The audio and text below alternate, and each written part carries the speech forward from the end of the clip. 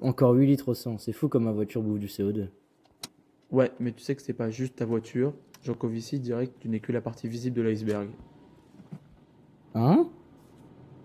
Bah, il calcule les émissions globales, en gros, tout ce qu'il faut d'énergie pour faire tourner la société.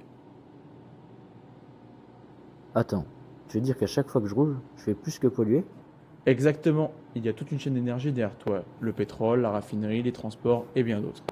Donc si j'éteins le moteur, le monde entier s'arrête? C'est presque ça, c'est ce que nous explique Jean Covici dans Un monde sans fin.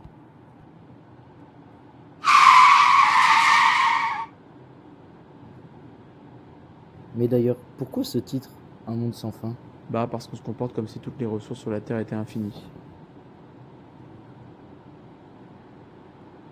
Attends, mais il dit quoi en gros? Genre que tout va s'effondrer? Bah non, pas forcément. Il dit qu'on a oublié un truc simple, c'est que l'économie, ça dépend de la physique. Mais d'ailleurs, t'as remarqué qu'on parle tout le temps d'argent mais jamais d'énergie? C'est justement l'un des points qu'il aborde. Sans énergie, ton argent ne vaut rien. T'imagines, toi, construire une autoroute à la main?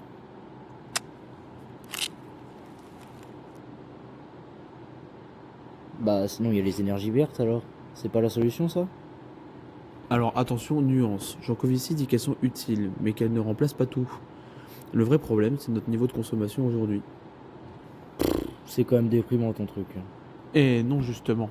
Il dit pas arrêtons tout, il dit réfléchissons à ce que l'on garde.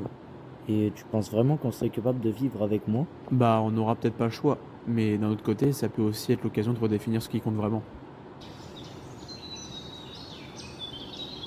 Non, en fait, finalement, ce livre-là, ça parle pas que d'énergie, ça parle surtout de notre rapport au monde.